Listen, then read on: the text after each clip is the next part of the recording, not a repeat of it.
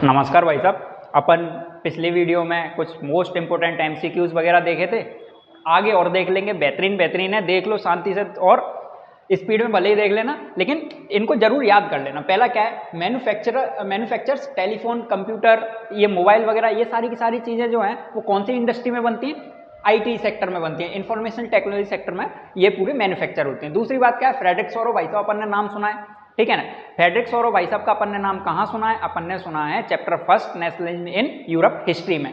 भाई साहब ने 4 पेंटिंग बनाई थी, 4 पेंटिंग बनाई थी। कहाँ से थे? फ्रांस से। ये एक ना एक आ ही जाएगा, 100%। नहीं आएगा तो अपना क्या याद तो कर ही लेंगे, शांति से देखो आगे।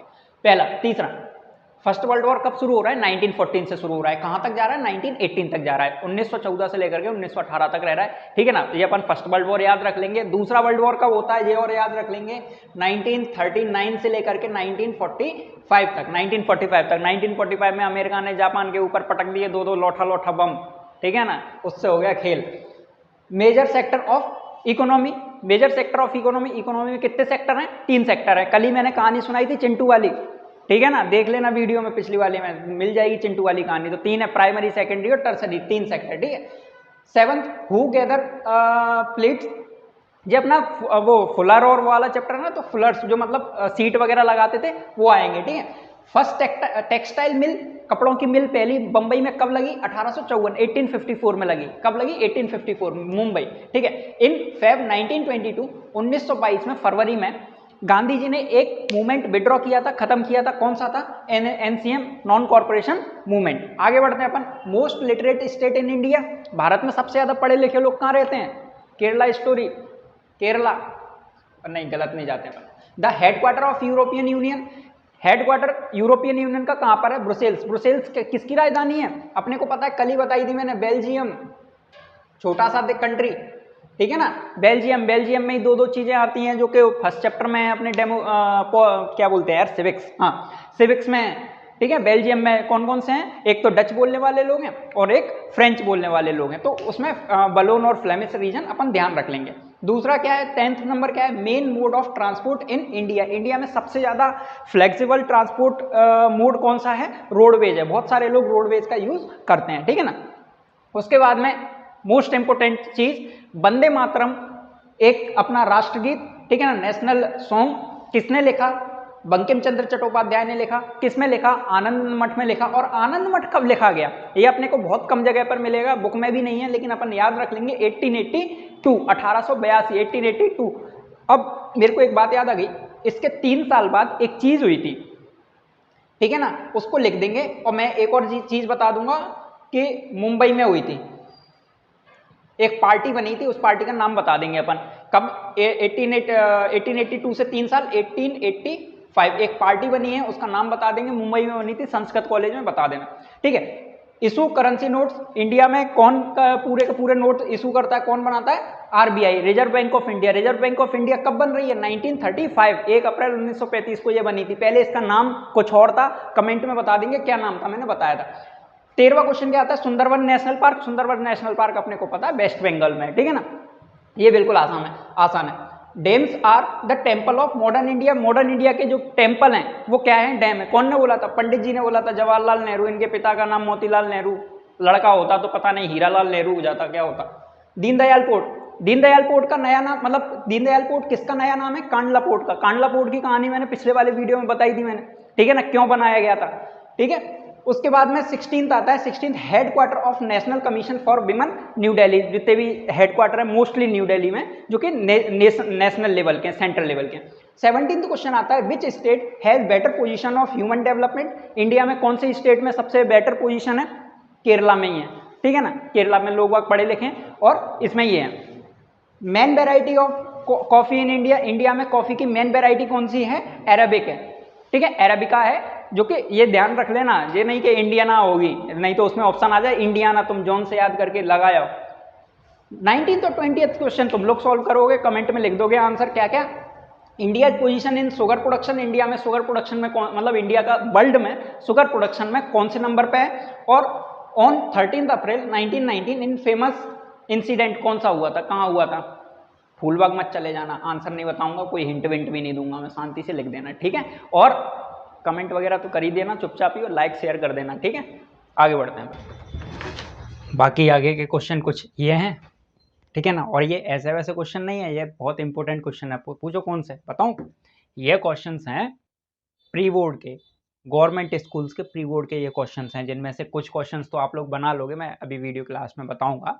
बाकी के जो इंपॉर्टेंट क्वेश्चंस हैं वो ये इस पे लिखे हुए हैं, अपन इनको ट्राई करते हैं, ठीक है। पहला क्वेश्चन क्या है? Iron ore is the resource. कैसा रिसोर्स है? Non renewable. बार बार तुरंत बन जाएगा क्या? नहीं बनने वाला। Rice is a crop, kharif crop. Mainly 3 type की क्रॉप होती है, खरीफ, रबी एंड जायद, ठीक है ना। खरीफ क्रॉप बरसात के मौसम में बोई जाती हैं और बरसात खत्म होते होते उनको हार्वेस्ट कर लिया जाता है, काट लिया जाता है, तो अपन ये याद रखेंगे। 23rd आता है, the source of serious nationalist tension in Europe after 1871 was. ये सारी लड़ाइयाँ खत्म हो गई, मतलब 1871 में जब प्रसिया जर्मनी बन जाता है, उसका यूनिफिकेशन हो जाता है, उसके बाद में यूरोप में फिर भी एक जगह ऐसी रहती है जहां पर कुछ टेंशंस, कुछ कॉन्फ्लिक्ट्स लगातार होते रहते हैं। उसमें से जो एक जगह थी वो बाल्कन रीजन था। बाल्कन रीजन अपन याद रखेंगे, ठीक है। फर्स्ट इंडियन जूट मिल, पहली जूट मिल कब मतलब कहां पर एस्टेब्लिश करवाई गई? बंगाल में करवाई गई, ठीक। ये याद रख लेंगे, आसान, क्योंकि जूट सबसे ज्यादा वहीं होता है, बंगाल में ही करवाई गई। Raw material of sugar industry is, भैया ये तो आप लोग समझते ही हैं, ठीक है ना, इसमें कुछ बताने की है नहीं है कि शुगर इंडस्ट्री के लिए रॉ मटेरियल क्या आएगा, पता है आप लोगों को। ये क्वेश्चन अलग से था उसमें, ठीक है ना, जो प्री बोर्ड में पूछा गया, ये क्वेश्चन अलग से था। और इस क्वेश्चन को थोड़ा सा ट्रिकी क्वेश्चन है। एक भाई साहब हैं जिनका नाम है कैरोल कुरपिस्की, अजीब ही नाम है, कैरोल कुरपिस्की भाई साहब कहाँ से, किस नेशन से बिलोंग कर रहे हैं? पोलैंड से कर रहे हैं। ये अपना चैप्टर जो 5th चैप्टर है ना, 4th चैप्टर है ना ग्लोबलाइजेशन वाला, उसमें आता है कि मतलब जितने भी ये डायरेक्टर वगैरह, कंपोजिटर वगैरह ऐसे लोग थे ये, तो कैरोल कुरपिस्की अगर कहाँ से बिलोंग करते हैं? पोलैंड से बिलोंग करते हैं, ये अपन याद रख लेंगे, ठीक है। 27th क्वेश्चन आता है, इम्पोजिंग वंस, ये भी इंपॉर्टेंट क्वेश्चन है, अच्छा क्वेश्चन है, समझने वाला है, ठीक है। Imposing one's will on a smaller group by a numerically larger group is called. जब कोई एक बड़ा ग्रुप छोटे ग्रुप के ऊपर अपनी मनसा थोपता है, उन पे मतलब इंप्लीमेंट करवाता है अपने मन की बातें, तो वो ऐसी जो पूरी प्रक्रिया, पूरी प्रोसेस होती है, उसको क्या कहते हैं? अपने को पता है, मेजॉरिटेरियनिज्म कहते हैं। ये क्वेश्चन 2 मार्क्स के लिए भी है अपना, इसके लिए भी है, ठीक है ना। तो 2 मार्क्स के लिए सीधा सीधा आंसर इससे बन सकता है, और ये 1 वर्ड भी बन सकता है, ठीक है। आगे बढ़ते हैं अपन। 2 tier government, 2 tier, 3 tier, 4 tier, जितना भी है वो फेडरलिज्म है, ठीक है ना। बात समझ में। 29th काम की चीज, ठीक है ना, खा मत लेना, ओपियम, चाइना, सबको पता है ओपियम क्या होती है, अफीम, ठीक है ना, मस्त चीज है लेकिन यूज नहीं करनी है। ओपियम चाइना, चाइना में बहुत बढ़िया, मतलब प्रोडक्शन अच्छा होता है उसका, ठीक है।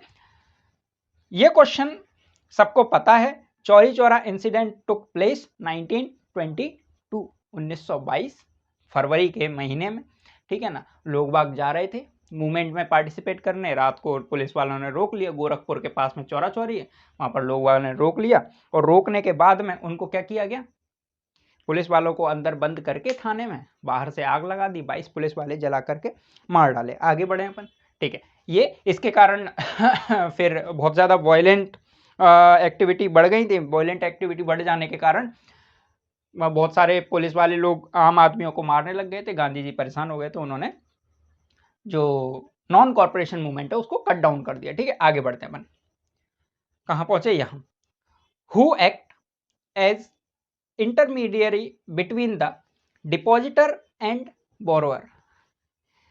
कौन डिपॉजिटर और बोरोअर के बीच में मीडिएटर का वर्क करता है? मतलब कर्ज देने वाले और कर्ज लेने वाले के बीच में कौन मीडिएटर का वर्क करता है? बैंक करता है। जैसे हमने अपना पैसा बैंक में रखा, बैंक में रखने के बाद में जिसको लोन चाहिए वो भी तो बैंक से ही जा रहा है, तो हमारा पैसे पे जो ब्याज मिल रहा है, हमारे पैसे पे जो क्या बोलते हैं इंटरेस्ट मिल रहा है, उसी से तो वो लोग लोन दे रहे हैं ना दूसरे को। तो ये मीडिएटर का वर्क करता है, ठीक है। LPG policy in India 1991, liquid petroleum gas नहीं है ये, ठीक है ना। क्या नहीं है ये? लिक्विड पेट्रोलियम गैस नहीं है, तो क्या है तुम लोग बताओगे? इसके कारण इंडिया में बहुत ज़्यादा मतलब इंडस्ट्रियल एक्टिविटी बहुत ज़्यादा बढ़ गई थी, और हमारी इकोनॉमी बहुत ज़्यादा अच्छे तरीके से ग्रोथ कर पाई। लिबरलाइजेशन, प्राइवेटाइजेशन और ग्लोबलाइजेशन। ठीक है, आगे बढ़ते हैं अपन। पूना पैक्ट सितंबर 1932 को हुआ था। पूना पैक्ट सितंबर 1932 को हुआ था। किस किस के बीच में हुआ था ये आप लोग कमेंट कर देंगे तुरंत अभी। ठीक है, आगे बढ़ते हैं अपन। Who does not discriminate on the basis of religion. कौन रिलीजन के बेस पर डिस्क्रिमिनेट नहीं होता है या नहीं करता है? वो इंसान जो सेकुलर है। सेकुलर का मतलब क्या है? जो किसी भी एक धर्म को सर्वोपरि नहीं मानता है। ठीक है, सभी धर्मों को इक्वली ट्रीट करता है। ठीक है, आगे बढ़ते हैं अपन। लास्ट जो क्वेश्चन है इसमें वो बरदौली मूवमेंट के लिए मैंने तुम लोगों के लिए छोड़ा है कि कब होता है और कहां पर होता है, ये तुम लोग बताओगे। इसके बाद में कुछ और क्वेश्चंस हैं। ठीक है, ये देखो ये पेपर है जो कि प्री बोर्ड का पेपर है, 2025 प्री बोर्ड का पेपर है। ठीक है ना, आगे बढ़ते हैं अपन। यहाँ पर प्री बोर्ड का 2025 का पेपर है ये, और इसमें कुछ क्वेश्चन मैंने ये लिखे हैं। बाकी इसमें जो ऐसे क्वेश्चन जो मेरे को लगा कि तुम लोग कर लोगे आसानी से, जैसे एक क्वेश्चन ये है कि क्या पूछूं, हाँ, ये बेल्जियम में कौन कौन सी लैंग्वेज बोलने वाले लोग थे? तो इसको तो अपन कर सकते हैं ना कि अपने एक फ्रेंच बोलने वाले लोग थे, एक डच बोलने वाले लोग थे, और 1% के आसपास जर्मन बोलने वाले लोग थे। तो ये अपन कर सकते हैं। इसके अलावा और कोई क्वेश्चन ऐसा जो आप लोग कर लोगे आसानी से? जैसे एक है average income, per capita income. Aluminium मैंने करवा दिया था इसलिए मैंने नहीं लिखवाया था, बॉक्साइट। ठीक है ना, रॉलेट एक्ट पता ही है 1919। ठीक है, इसके अलावा कांडला पोर्ट मैंने अभी करवा दिया है। ठीक है, दीनदयाल पोर्ट। ठीक है, इसके अलावा और क्या है इसमें, और क्या है, और क्या है? Wise democratic government called legitimate government. Legitimate government का मतलब क्या है? जो कि वैध होती है। वैध मतलब उसमें सही तरीके से सब कुछ होता है, मतलब इलेक्शन होकर के कोई भी इंसान गवर्नमेंट में पार्टिसिपेट करता है। ठीक है ना, ऐसा नहीं है कि कोई भी जाकर के बैठ जाए, नहीं भैया मैं मंत्री बनूंगा, प्रधानमंत्री बनूंगा, ऐसा नहीं होता है। सामान्यतः इलेक्शन प्रोसेस होती है, उसके बाद में जो जीतता है उस इलेक्शन प्रोसेस में वही इंसान आगे चल करके मंत्री वगैरह बनता है। इसके अलावा इसमें और क्या क्वेश्चन है? Who act as an intermediate between depositor and borrower, मैंने लिख दिया है ये। ठीक है ना, चोरा चोरी का भी लिख दिया है। ठीक है, तो मतलब कोई ऐसा खास चीज है नहीं है। Jhum cultivation does not cause any harm to forest. ऐसा होता है क्या कि झूम कल्टीवेशन फॉरेस्ट को हार्म नहीं पहुंचाता है क्या? तो ये फॉल्स है, हार्म पहुंचाता है। 1932 में पूना पैक्ट होता है, ये भी मैंने बता दिया है। France was discovered by Christopher Columbus, ये तुम लोगों को पता ही होगा। नहीं, क्रिस्टोफर कोलंबस कहाँ गए थे? अमेरिका गए थे। ठीक है, और इसके बाद में the democratic system is based on political equality. हाँ, कह सकते हैं पॉलिटिकल इक्वलिटी भी इसमें रहती है। और इसके अलावा intermediate goods are used in the production of final goods and service, इसको भी हाँ कह सकते हैं अपन। ठीक है ना, और इसके अलावा क्या है? Liberalisation in India started from 1991, बिल्कुल सही है। ये जो मैंने लास्ट में दिया हुआ है ना, ये एलपीजी पॉलिसी इन इंडिया 1991, तो मेरे को लगता है, मुझे लगता है कि इसमें से अपन 30 क्वेश्चंस में से मिनिमम 5 ये हैं और 5 ये हैं। ये तो सारे के सारे ये 5, 10, 15, 20 और 6, 26, तो 30 में से अप्रॉक्स अगर अपन सही तरीके से थोड़ा सा दिमाग लगा कर करेंगे तो 25, 26 तो इस पेपर में से भी कर देंगे। लेकिन कुछ क्वेश्चंस इसमें थोड़े से अजीब थे। अजीब मतलब ऐसे थे जो कि ट्रिकी थे, जो किसी भी गाइड वगैरह में नहीं मिलते। वो क्वेश्चंस मैंने यहाँ करा दिए हैं। बाकी जो भी और नया चीजें होंगी वो अपन लगातार करते जाएंगे। पिछली वाली वीडियो आप लोगों ने देखी होगी, बहुत काम की वीडियो है। नंबर आएंगे उसमें से, ऑब्जेक्टिव फंसेंगे। 30 में से 25 प्लस तो 100% आएंगे ही आएंगे। अब मैं ऐसा नहीं कह सकता कि 30 में से 30 आ जाएंगे, हालांकि मुझे पता है कि कितने आएंगे। ठीक है ना, वो 25 प्लस ही आएंगे। लेकिन अपन नहीं कह सकते ना, अपन पेपर नहीं बना रहे हैं, अपन ट्राई करते रहेंगे हमेशा कि 30 में से 30 सही करते रहें। लेकिन 25 प्लस तो आएंगे ही आएंगे, ये तो अपन कंफर्म श्योर हैं। ठीक है, और ये पिछले वीडियोस तक मैंने 45 करा दिए थे, ये 35 ये हो गए हैं, और अपन कर लेंगे ऐसे ही करके 45 और 35 ये अप्रॉक्स 80 क्वेश्चन हो गए और अपन कर लेंगे, तो ये अपने फंस जाएंगे। ठीक है ना, आगे मैथ्स के लिए सर की वीडियोस देखते रहें। ठीक है, एसडीजी क्लासेस, और लगातार मेहनत करते रहें। अपने पेपर चल रहे हैं, अपन लगातार पढ़ते रहेंगे। ठीक है, आगे मिलते रहेंगे अपन, आगे वीडियोस बनाते रहेंगे और वीडियो देखते रहें। शेयर कर दें, थोड़ा सा सपोर्ट करें, जिससे मेरे को भी थोड़ा सा मोटिवेशन मिले और अच्छी वीडियो बना सकूं और अदर टॉपिक्स पर भी बना सकूं। जो लोग ये वीडियो देख रहे हैं जो कि 10th क्लास में नहीं है, उनके लिए भी बहुत सारी वीडियोस आने वाली हैं। ठीक है, तो लाइक करें, शेयर करें और सब्सक्राइब करें। धन्यवाद।